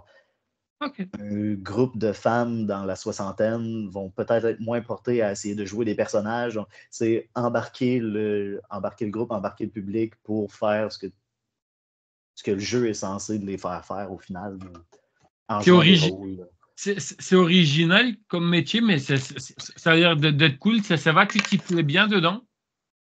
Oui, c'est du théâtre. C'est. J'ai C'est tout ce que t'aimes. Ouais. Non, mais je voulais savoir un petit peu, on parlait un petit peu de ta famille au tout début, un petit peu leur réaction quand tu leur as annoncé que tu voulais te lancer dans la lutte, mais maintenant je voudrais avoir l'autre réaction, c'est-à-dire est-ce qu'ils ont pu venir justement, pourquoi pas, assister à un show? Et si oui, c'était quoi leur réaction maintenant qui t'ont vu ou non, mais est-ce qu'ils sont fiers de toi aujourd'hui? Oui, c'est sûr que pour ma famille, c'est impressionnant de me voir dans ce contexte-là aussi. Dans la vie, je prends pas nécessairement beaucoup de place en tant que personne. Je suis assez posé à faire mes choses. De voir aussi le déclic entre moi et le personnage rendu dans le ring. Il y a, il y a une grande différence entre les deux, là. OK. Pareil, je voulais savoir si un jour tu as des enfants, est-ce que tu les autoriserais, toi, à faire, du catch? Si oui, à quelles conditions? Sinon, pourquoi? Oui, je les autoriserai à le faire, mais je pousserais pas mon enfant à faire quelque chose juste parce que c'est ce que moi j'aime, puis c'est Ouais. ce que donc, si mon enfant dit je veux faire ça, c'est ce qui m'intéresse, je veux faire de la lutte, ben, oui. Je peux pas. Oui, il y a des petits bobos, il y a des choses comme ça, mais je suis mal placé pour dire non, ne fais pas ça. Je le fais aussi à chaque fin de semaine, mais ce serait juste essayer pas nécessairement d'encadrer, mais d'apporter mon enfant auprès des bonnes personnes et non n'importe où, là, et vers des gens que je fais confiance dans le milieu de la lutte. Justement, par rapport à ça, est-ce que ça te choque que des gens qui peuvent avoir un mois ou juste, très peu, d'expérience ou voire pas du tout, créent leur propre structure de lutte? Est-ce que toi, ça te choque est-ce que ça te choque, pardon, je vais y arriver, ce type de choses? Ben, je ne suis pas vraiment au courant de situations précises comme ça. Je pense que quelqu'un qui fait un petit peu de lutte, qui est un passionné de lutte, puis qui veut s'entourer d'une bonne équipe, même si tu n'as pas lutté pendant des années, tu peux faire quelque chose qui a de la qualité. Euh, mais exemple, quelqu'un qui a fait un mois de cours, qui décide de partir une école de lutte, c'est pas l'idéal. Ouais, J'aimerais mieux m'entourer de quelqu'un qui a plusieurs années d'expérience, bien qui sûr. sait comment ça fonctionne. Ce qui est normal Mais après. quelqu'un qui est bon pour vendre une promotion, qui est bon pour créer quelque chose, qui veut créer un spectacle, qui est bien entouré, qui est capable de bien faire des événements, tu n'as pas besoin d'avoir lutté pendant 20 ans pour faire un bon spectacle de lutte si c'est quelqu'un qui se connaît là, dans ce milieu-là. Peut-être que si je te repose cette question-là dans 5 ans, ça va changer. Donc peut-être qu'on se donne rendez-vous dans 5 ans, mais je voulais savoir un petit peu jusqu'à maintenant, qu'est-ce que tu dirais que la lutte t'a apporté? Euh, je fais ce que j'aime. Juste ça, ça compte pour beaucoup. Je sors de ma zone de confort. Euh, Juste un sentiment de fierté de OK, je le fais. Beaucoup de rencontres aussi. C'est bizarre de se dire que quelques semaines, j'ai fait un road trip avec un lutteur que je regardais quand j'étais jeune avec mon père. Puis là, il est dans mon auto. On dérape ensemble en fonçant dans une clôture. Légèrement, personne n'est brisé. Mais de vivre des choses comme ça avec des gens que j'admirais en tant que fan, c'est c'est quelque chose que je trouve pas le mot, mais c'est positif. OK. Est-ce que tu as des regrets? Est-ce que, je sais pas, si admettons, tu parles à toi petit, est-ce que avec ce qui t'est arrivé, je te parle dans l'univers de la lutte, est-ce qu'il y a des choses que tu changerais ou que tu ferais différemment? Ben, moi, je pars vraiment avec la mentalité que la lutte, c'est un marathon et non un sprint. Euh, j'ai... C'est dur à dire. Je commence encore. Je vais apprendre de mes erreurs au Bien fur, sûr. au fur et à mesure. Je vais apprendre de mes erreurs, de comment ça va se passer. Mais je suis... Je m'attendais pas. Au début, je me disais, je vise de faire un match par mois. Mon objectif, c'était, ah, j'aimerais ça au moins être capable de faire un match par mois, parce qu'au début, j'en avais un aux 6 mois. Puis ça, en un claquement de doigts, j'ai commencé à faire des matchs toutes les fins de semaine. Je pourrais en faire plus si je voulais aussi. Fait, juste ça, je suis vraiment content de comment s'est passé mon année 2024 à ce niveau-là. Mais j'ai pas. Il est trop tôt pour dire que j'ai des regrets ou quoi que ce soit. Ouais. Sûrement qu'il y a des coups que je vais me dire, ah, c'est pas la meilleure décision, mais pour l'instant, on est encore au début. Ouais, non, Ça se passe mais bien. oui, non, mais bien sûr, mais après, mais je veux dire, tu vois, par exemple, des fois, tu vois, je sais pas, ça peut être pour un truc, hein, des fois, bah, admettons, tu vois, moi, je sais que si, admettons, il y avait des choses que je changerais, c'est, bah, bouge-toi le cul et un peu plus confiance en toi, tu vois. Par exemple, tu vois, je dirais ça de moi du petit, par exemple, avec les choses que j'ai pu vivre, par exemple, tu vois, avec mes différentes passions, que ce soit la lutte ou quoi, tu m'aurais dit il y a 10 ans derrière, tu vas assister à ton tout premier gala de catch, parce que nous, on a la WWE qui est venue en France, à Lyon.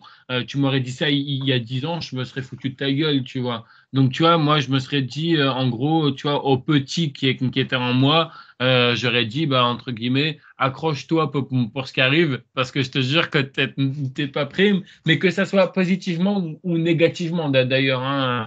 Mais c'est aussi, c'est important. Jusqu'à maintenant, encore une fois, comme je te dis, dans 5 ans, si on se donne rendez-vous, ça sera différent, mais je vais savoir, le meilleur conseil qu'on t'ait donné jusqu'à maintenant, qu'est-ce que ça serait pour toi?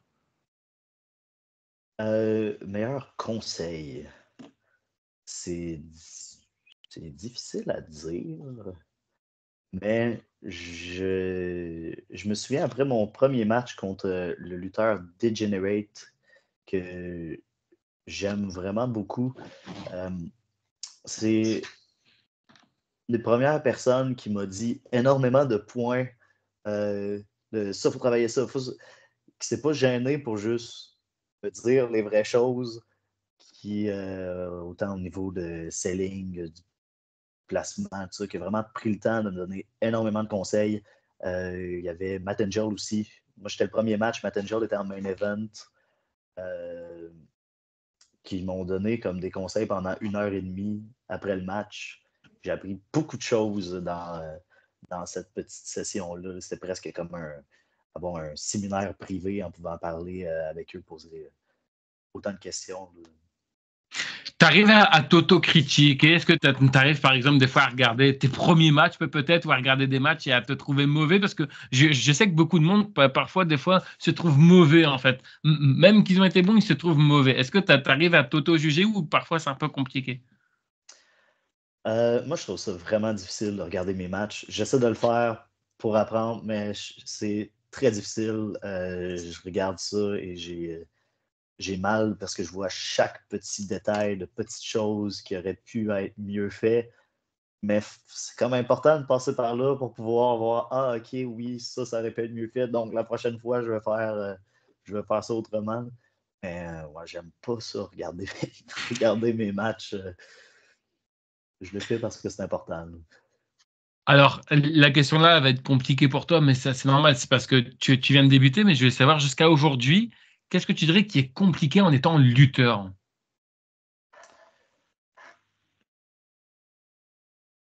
Je suis chanceux qu'au niveau de mon emploi, ça va bien.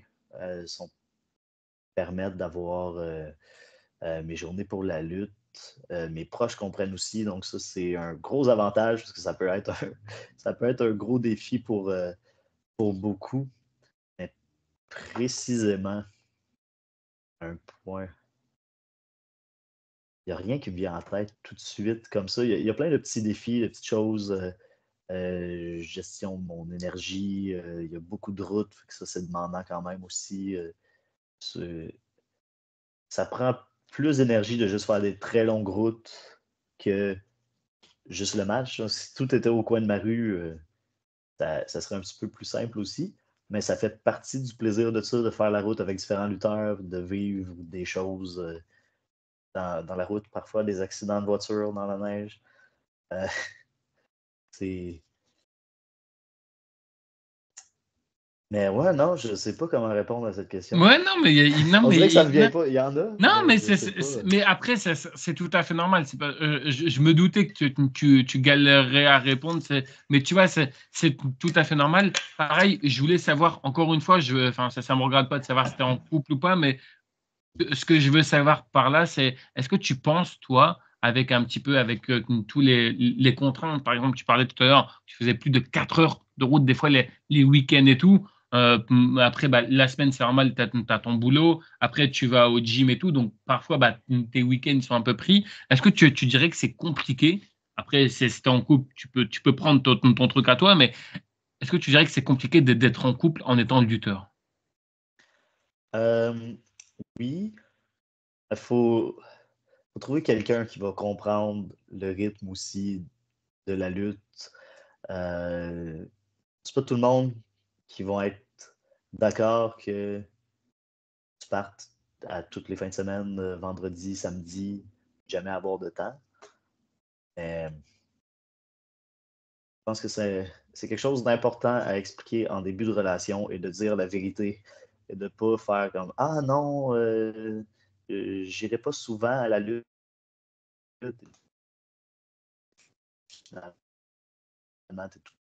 Ça peut être difficile pour certaines personnes. Moi, j'ai pas eu de problème à ce niveau-là encore.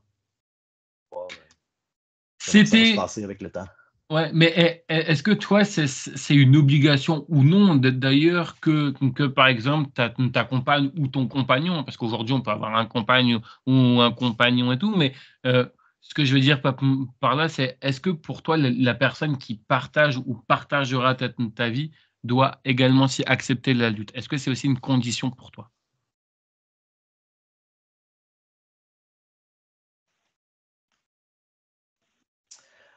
Est-ce que de faire ça pour quelqu'un, non, oui. Ça vient avec.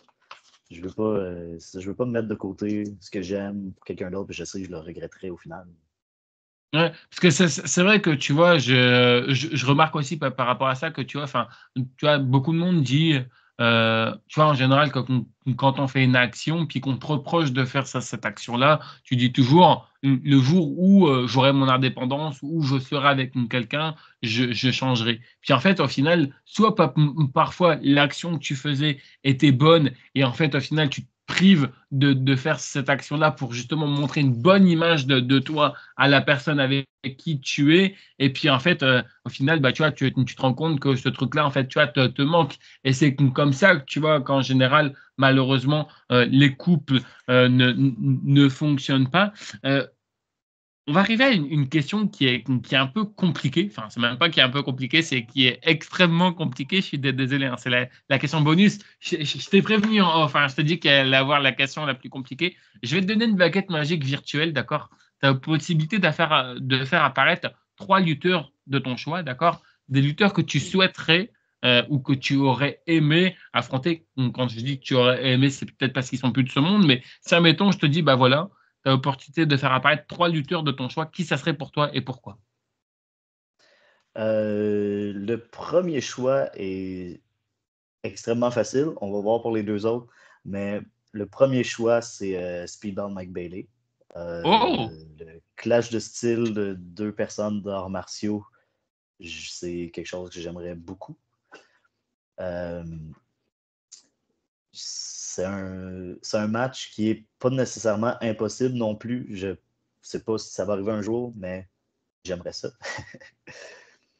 C'est un match qui me stresserait un petit peu, mais j'aimerais. C'est comme mon match de rêve présentement, ce serait Speedball Mike Bailey. Pour les deux autres, je sais pas vraiment. C'est compliqué, tu as vu? Parce qu'il Ouais, y a trop de noms. Mais, ouais. tu vois, par exemple, tu sais que ça ne peut ne pas être impossible. Parce que tu vois, en général, on se dit toujours, on vise des gens qui sont, tu vois, enfin, qui sont inaccessibles et tout. Je rappelle aux gens qui nous écoutent que la NSPW a quand même fait venir des Cody Rhodes à l'époque, des Kevin Owens, des gros noms comme ça. Donc, du coup, il n'est pas impossible que les noms que tu cites, hormis, c'est pas ce que je souhaite, mais hormis un malheur et tout, mais c'est pas impossible qu'un jour, ça, enfin, circuit indépendant, hein, tu sais, ça peut arriver. Regarde ce qui s'est passé avec Baron Corbin et tout. Jamais j'aurais imaginé que Baron Corbin était dans un circuit indépendant. Regarde, aujourd'hui. Je t'ai perdu, excuse-moi. Non, mais c'est ça, il y a énormément de possibilités, mais j'ai l'impression que c'est dur pour moi de me dire, je voudrais ce match-là. Je, je suis plus dans un état d'esprit de Marco Estrada aurait été dans cette liste-là. J'ai lutté avec lui 4 fois cette année. C'était inattendu. Là. Je ne l'ai pas vu venir, celle-là, mais je suis plus dans un état d'esprit de je vais voir ce qui arrive, je vais être content. Speedball McBailey, c'est évident que j'aimerais ça. Mais pour les autres, non. Marco Estrada aurait été là-dedans et c'est arrivé. Donc ça c'est le fun. Sinon, je vais, C'est je vais compliqué, je suis dire quand désolé. même, je vais dire Marco Estrada quand même si c'est Ok. arrivé, parce que c'était vraiment avant que ça arrive, ça aurait été dans cette liste-là, puis c'est encore le cas aujourd'hui. Un troisième maintenant. Si tu veux t'arrêter là, on s'arrête là et on passe à une autre question, hein. C'est comme tu le veux. Je vais y aller avec, Ricochet, Oh, parce que c'est un de ces matchs en tant que Prince Puma qui m'a fait retomber en amour avec la lutte. Je pense que le Lucha Underground. premier match Lucha Underground. Euh, j'ai ouvert Netflix, j'ai vu ça, je me suis dit, ah oui, j'aimais la lutte. C'est reparti un petit peu de ça après ça, découvrir la chaîne de Sturi, c'est ça le catch, et qui éventuellement a mené à aujourd'hui. Juste petite parenthèse concernant Ricochet. Surpris de l'avoir vu avec un masque parce que c'est vrai qu'aujourd'hui, tu vois, on se rendait pas compte qu'à l'époque, il avait un masque. C'est un peu comme Sami Zayn, hein. Sami Zayn qui, à l'époque, était El Generico qui se baladait avec un masque. Aujourd'hui, il n'a pas de masque. Ouais, moi, je le suivais pas vraiment avant. Je sais pas s'il luttait sans masque avant de lutter avec un masque. Je l'ai découvert à ce moment-là. Pareil aussi. Après Donc. ça, j'ai vu passer des annonces de Ricochet, c'était Prince Puma. Ok, c'est lui. Mais je le connaissais pas plus que ça avant. Puis c'était vraiment un moment où je suivais moins tout ce qui est lutte. J'ai juste vu le match. Je suis tombé en amour avec le style qu'il y avait aussi.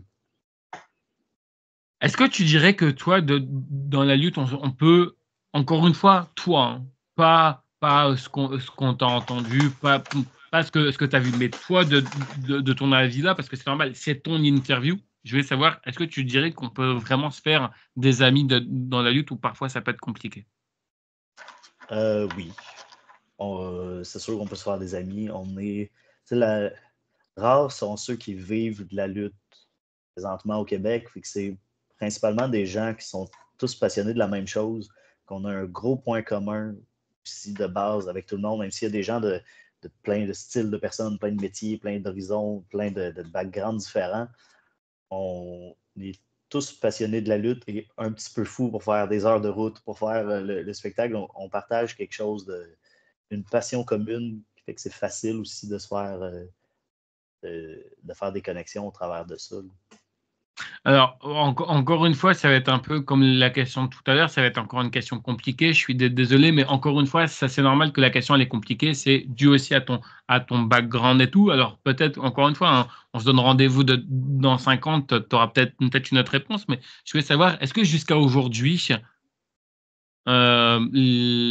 tu dirais que en gros, tu peux faire confiance à des personnes et et pas confiance à d'autres. En gros, pour faire simple, est-ce qu'il y a déjà des gens qui t'ont trahi, qui t'ont promis des choses, puis qu'en fait au final ça s'est jamais arrivé, ou pour l'instant tout s'est très bien passé? Euh, Sans citer moi, je de suis. noms, bien entendu, hein, s'il y a des noms Mais qui. suite à ce que j'ai vécu, je suis toujours quand même un petit peu méfiant envers les gens en général. J'ai toujours un... C'est mon problème, mais j'ai toujours une arrière-pensée de OK, peut-être que cette personne-là ne me dit pas la vérité. Mais il y a des gens que je sens peut-être moins sincères. Il n'y a personne qui m'a trahi. Il n'y a pas eu de grande trahison. Tout le monde, ça entend bien. Pas mal avec tout le monde dans le milieu. Puis j'aime pas chercher des problèmes. J'ai pas énormément de, des guerres d'ego, des choses comme ça. J'embarque pas trop là-dedans. Donc en général, ça se passe bien. Ouais, non, mais après, on ne sait jamais. Et puis, pareil, comme je te le dis, je pense que même que tu vois, enfin, que t'es jeune là-dedans, je pense que tu sais que la lutte, c'est un monde de requins, malheureusement. Alors, peut-être que pour le moment, t'as encore rien vu. Et après, pareil, hein, non, mais c'est pas méchant ce que je dis, mais tu vois, je te préserve, comme on dit, tu vois. Mais enfin, j'espère en tout cas que tu vivras de plus de très bonnes choses que de très mauvaises. On arrive bientôt à la fin de l'interview. J'ai encore allez, deux petites dernières questions. Attends, je vérifie bien, mais ouais, allez, on va dire trois dernières questions. Puis après, encore une fois, merci à toi d'avoir accepté cette interview. Et je voulais savoir également aussi, est-ce que tu regrettes aujourd'hui de t'être lancé dans la lutte? Quand je te parle de regret, je m'explique dans ce que je veux dire par là, mais c'est que, par exemple, tu vois, moi, j'ai toujours ce regard, tu vois, de fan. C'est-à-dire que quand je vais voir un match, tu vois, enfin, où il y a des mauvaises positions, je vais peut-être pas m'en rendre compte qu'un lutteur lui-même qui est dedans. Est-ce que le fait aujourd'hui que tu es dans la lutte, est-ce que, par exemple, tu arrives toujours à prendre du plaisir à regarder des shows de catch? Alors peut-être plus le produit WWE, parce que je sais que sous l'ère Vince McMahon, c'est un produit différent. Sous l'ère Triple H, c'est un nouveau produit. Donc, parfois, ça en a fait venir des nouveaux, comme ça en a fait fuir aussi. Est-ce que, par exemple, tu regardes, je sais pas moi, la AEW, mais est-ce qu'aujourd'hui, le fait que tu es dans la lutte, est-ce que tu arrives toujours à aimer la lutte que quand tu l'aimais étant petit? Ben, on n'a pas la même vision, c'est sûr, quand on est dedans. Je pense que ça m'aide à mieux apprécier les bonnes choses et je suis quand même capable de. Si je vais voir un spectacle de lutte en personne, que les matchs ne sont pas nécessairement les meilleurs matchs au monde, je suis capable d'avoir du plaisir quand même à regarder ça en le prenant pour ce que c'est. Je suis un grand fan de cinéma. Tous les films ne sont pas super bien écrits. Je suis très critique sur ce que je regarde parce que j'aime analyser des histoires, j'aime analyser des choses. Mais j'ai autant de plaisir devant un grand film qu'un mauvais film d'horreur. Ça peut marcher un petit peu de la même façon là, euh, avec la lutte. Euh, ouais. Elle est compliquée. Mais justement, enfin, toi qui parles de films d'horreur, il y a un film qui a fait un peu de débat là lors de ces dernières semaines, enfin ces dernières semaines, ces derniers mois, lors où on tourne l'interview. Je pense que tu as dû en entendre parler, c'est Terrifier. Je ne sais pas si tu vois ce que c'est ou pas du tout. Je ne sais pas si tu as entendu parler. C'est un clown tueur avec un Oui. espèce de. Oui, je ne sais pas si tu as entendu Oui. parler. Il y en Oui. a qui en ont dit du bien, il y en a qui en ont dit du mal. Est-ce que toi, personnellement, toi qui, tu vois, enfin, qui a ce côté-là aussi un peu critique, et tu vois, c'est normal, je voulais savoir si c'était un film qui t'avait plus ou moins plu, si tu arrivais à comprendre que, parce que tu vois, en fait, en gros, nous ici en France, je sais pas quel âge il a été déconseillé chez vous au Québec, mais nous ici en France, c'était déconseillé à 18 ans. Donc, tu vois, c'est-à-dire que tous les gens qui n'étaient pas majeurs ne pouvaient pas aller le voir et tout. Et c'est vrai que, tu vois, en gros, ça a tellement fait un ampleur que, tu vois, beaucoup de monde ont été déçus, tu vois, que ça a fait un ampleur parce qu'ils se sont dit, bah, ça n'a pas été impressionnant. Moi qui ai je ne vais pas me considérer comme spécialiste de films d'horreur parce que je ne suis pas spécialiste, mais c'est vrai que j'ai vu beaucoup de films d'horreur et je peux confirmer pour les gens qui l'ont vu ou qui ne l'ont pas vu que c'est quand même un film extrêmement terrifiant. Je ne vais pas dire que ce n'est pas le cas, mais c'est vrai que, tu vois, honnêtement, je n'arrive pas à comprendre en fait les gens qui disent ouais, mais on en fait un peu de trop. Je ne sais pas si tu comprends ce que je veux dire par là. Ouais, moi, je l'ai vu au cinéma, le dernier. J'ai trouvé ça drôle. Je vois ça comme une Bien sûr, parodie j'ai un petit rigolé peu. aussi. C'est une Ouais, j'ai parodie de rigolé aussi. film d'horreur. Ouais. On pousse au maximum, on va dans du surjeu. Euh, on Mais sent que l'équipe c'est s'est dit gore, on quoi. s'amuse, on y Ouais, va. C'est pas grave, ça fait pas de sens. Puis on dirait que moi, je suis genre vraiment bloqué sur des petits détails de ce point-là, c'est pas logique. ouais, Je suis plus capable de me concentrer. Tu regardes un film comme ça, t'es pas là pour t'arrêter à chaque détail. Tu es ouais, là bien juste sûr. pour Ouais, amusons-nous. Le film amusons. veut qu'on ait du plaisir, on va avoir du plaisir, ça va être brutal pour rien. C'est ce que le film promet aussi. On va pas Ouais, bien voir sûr. ça pour avoir la grande écriture et des sous-textes. J'ai Non, j'ai- ça- j'ai hâte de voir le cadre. Désolé de spoiler un peu pour les gens. Et pareil, tu sais à quoi ça me fait penser maintenant que tu dis ça? Je sais pas si tu as déjà vu aussi, mais c'est un peu Scary Movie. Tu vois, où oui. tu vois, Scary Movie 1 et 2. Tu vois, ça me fait penser un peu à ça, mais beaucoup plus, tu vois, beaucoup plus haut. Et surtout qu'en plus, j'ai hâte de voir ce que ça va donner, les nouveaux Scary Movie qui vont être réalisés par ceux qui ont réalisé les deux premiers. Je ne sais plus c'est quoi le nom des trois frères, là, mais en tout cas, je sais que c'est eux qui vont réaliser les prochains Scary Movie. Donc, du coup, j'ai hâte. Comme je te dis, on arrive bientôt à la fin de l'interview et merci encore à toi d'avoir accepté cette interview. Je voulais savoir, alors peut-être que tu en auras, peut-être que tu n'en auras pas, mais est-ce que tu as des petites anecdotes qui t'est arrivées jusqu'à aujourd'hui? Ça peut être, je sais pas moi, une glissade, ça peut être un truc drôle à raconter. Est-ce qu'il t'est arrivé une anecdote lors d'un show ou après un show? Pendant un show, une anecdote. Il se passe beaucoup de choses. Euh, mais comme je te dis, je suis vraiment, pendant les spectacles, je suis vraiment sur le pilote automatique. Euh, on dirait que je me rends en partie pas nécessairement compte de tout ce qui se passe. Euh, c'est pas une anecdote drôle, là, mais j'ai parlé un petit peu mon premier match avec Marco Estrada, qui a eu un moment de déclic. Et ce moment de déclic-là est arrivé avec un Ninzugiri en pleine face qui m'a mis une grosse bosse sur le bord de l'œil. C'est c'est drôle à dire, mais pour vrai, il y a eu une grosse différence. Il y a eu un avant et après ce coup de pied-là au niveau de ma confiance et au niveau de comment je me sens dans un ring. J'avais une grosse bosse. Après le spectacle, tout le monde regardait la grosse bosse dans mon visage, parce que je me suis mal protégé. Euh, mais je sais pas, j'ai toujours de la difficulté avec des questions comme ça que je me dis, il y a plein de choses, ils viennent pas dans ma tête. C'est ça le petit challenge. La route dans laquelle on passe tempête de neige et qu'on voit absolument rien. Récemment, ça nous est arrivé en route vers la lutte AWE. Euh,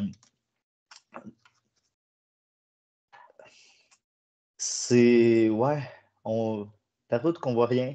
Ça, j'ai eu très peur. Tu arrives au match, tu te dis, je suis un petit peu stressé pour mon match, mais je suis juste content d'être arrivé.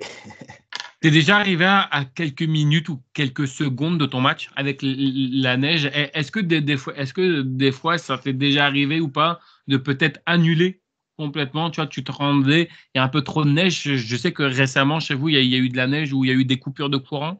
Récemment, je sais pas si c'était le cas aussi de ton côté, mais est-ce que ça t'est déjà arrivé d'annuler un show parce que bah voilà, tu pouvais pas t'y rendre à cause de la neige? Mais la route vers le Saguenay, c'est comme dans le parc, c'est un univers parallèle de la température est super beau rendu au Saguenay et super beau à la ville de Québec avant de partir. Narnia, entre les un deux, peu comme le monde de Narnia. Entre les deux, c'est une catastrophe. Et j'ai été avec mon auto avec des pneus d'hiver finis et ça glissait énormément, beaucoup. Donc, j'ai eu un dérapage. À partir de ce moment-là, je me suis dit, OK, je ne vais pas aller vite. Et en roulant à très petite vitesse, j'ai eu un deuxième dérapage dans une petite clôture. J'étais tendu tout le long de la route, mais je roulais tellement pas vite qu'on est arrivé pendant le deuxième match du show. On était quatrième. Ah oui, quand même. Troisième et quatrième. Moi, j'étais en quatrième. Ça a été monter tout ça rapidement. Ça s'est bien passé, là, mais on a pris du retard un petit peu avec ça. Mais j'ai jamais annulé pour des raisons comme ça. Alex, je te remercie beaucoup pour l'interview. C'était un véritable plaisir. Je te dis merde, en tout cas, pour la suite. Et vous voyez que, comme quoi, que c'est pas parce que vous avez une petite expérience dans la lutte que vous n'avez pas grand-chose à dire. Regardez, Alex, il a une petite expérience. Regardez, on a fait quasiment bientôt 1h30. Est-ce que tu l'as vu l'heure et demie passer ou pas du tout? C'est passé extrêmement vite, on est d'accord? Mais il faisait soleil à l'extérieur au moment qu'on a commencé à se parler. Maintenant, il fait noir. Donc oui, le temps a pareil, bien passé. Il fait noir aussi chez moi, je te rassure. Je te remercie beaucoup infiniment. Je vais te laisser conclure avec ce que tu veux. Promo, réseaux sociaux, ce que tu veux. Et encore une fois, merci à toi d'avoir accepté cette interview. Réseaux sociaux, j'ai un Instagram, page Facebook, Alex Sauvageau. Si vous voulez me voir faire la split, c'est là-dessus. J'ai plein de photos de split dans des matchs, des coups de pied, des choses comme ça. Éventuellement, peut-être chaîne YouTube, TikTok et compagnie, mais pour l'instant, pour me suivre, c'est sur Facebook, Instagram. Ok, bah, de toute façon, je mettrai tout dans la description. Je vous remercie à tous de nous avoir écoutés. Merci à toi, Alex. Puis moi, je vous dis à bientôt pour une prochaine vidéo. Allez, bye tout le monde. Je vais te garder quelques petites...